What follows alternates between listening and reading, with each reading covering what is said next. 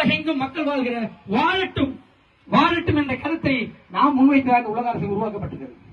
இது சாதியை கடைபிடிக்குமா? கடைபிடிக்காது. மதத்தை கடைபிடிக்குமா? அது நம்பிக்கை. மத கோட்பாடு தப்பு. கடவுள் நம்பிக்கை என்பது யாரு?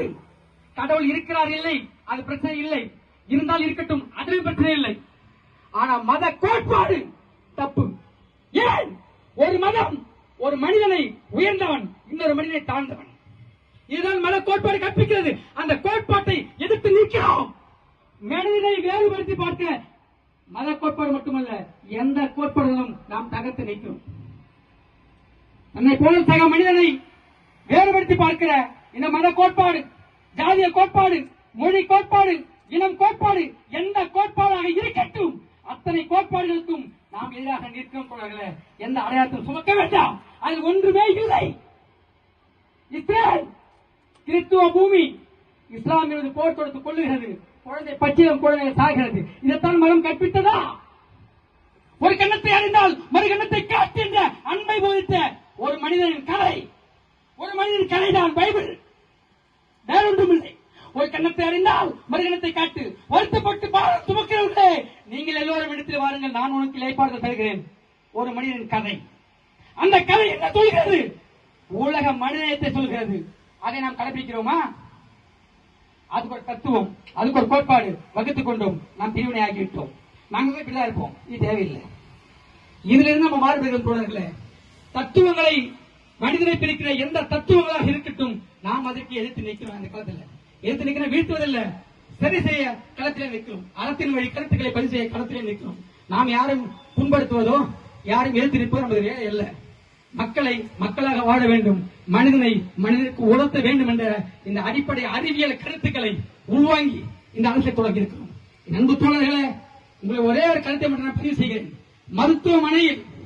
மருத்துவமனையில் அனுமதிக்கப்பட்ட நீங்கள் யாரேனும் ஒருவர் அவசர சிகிச்சை பிரிவில் நான் என்ன சாதிக்காரன், எனக்கு என்ன சாதி ரத்தம் இருந்தால் மட்டுமே ஏற்றுங்கள், இல்லையிலே அப்படியே விட்டு நான் செத்து மடிகிறேன் என்று யாராவது சொன்னது உண்டா? எத்தனை மனைவிமார்கள் அவசர சிகிச்சை பிரிவிலே மகப்பேறு காலத்தில் இருந்திருக்கிறார்கள். ரத்தம் ஏற்றினால் மட்டுமே குழந்தை பிறக்கும். அந்த சூழலில் என் மதக்காரன் வரட்டும், என் ஜாதிக்காரன் வரட்டும், என் மொழிக்காரன் வரட்டும், என் இனத்துக்காரன் வரட்டும் என்று யாராவது காத்திருக்கிறோமா? யாரும் இல்லையே. அறிவியல் கோட்பாடு அதை கற்பிக்கவில்லை. அதை யாரும் நமக்கு கற்பிக்கவில்லை. இந்த 26 ஆண்டு அரசியல் அனுபவத்தில், பல தலைவர் சுற்றுப்பயணத்தில் நான் புரிந்து கொண்டது ஒன்றே ஒன்றுதான். எனக்கு ஒரு கருத்தை ஏற்க வைக்கிறார்கள். அந்த கருத்தின் மூலமாக நான் இன்னொருவனை எதிர்க்கிறேன். என்னை போல் சக மனிதன் செத்து விடுவதை எதிர்க்கிறேன், ஆதரிக்கிறேன். அது எப்படி சரியானதாக இருந்தது என்று சற்று சிந்தித்த பிறகுதான் இந்த அமைப்பை உருவாக்க வேண்டும் என்று முதலில் என் அண்ணன் சின்னடியாரிடத்தில் நான் விவாதித்தேன். அண்ணா, இந்த அமைப்பை நான் தொடர்ந்து போகிறேன், உங்கள் கருத்தை பதிவு செய்யுங்க. முழுக்க படித்துவிட்டு இந்த அமைப்பை தொடங்கி இந்த அண்ணன் எப்பவுமே உங்களுடன் இருப்பேன், பயப்படாதே அப்படின்னு அமைப்பின் கொடியை அடித்து கொடுத்தவர் அண்ணன் தான். இப்படியெல்லாம் பல பேருடன் விவாதித்து இந்த அமைப்பு சரி வருமா சரி வராதா, இருக்கிற அடையாள அரசியலுக்குள் இந்த மக்களை சூழ்ந்து இருக்கிறார்களே, நாம் சொன்ன புதிய கருத்து எடுபடுமா எடுபடாதா? வள்ளுவன் உலக பொதுமறை தந்தான் என்று கூறுகிறார்களே, ஏன் வள்ளுவனை அம்போடு விட்டு விட்டார்கள்? ஏன் அந்த கருத்தை உலகம் முழுக்க பரப்புரை செய்யவில்லை என்ற கேள்வி எனக்குள்ளே இருந்தது.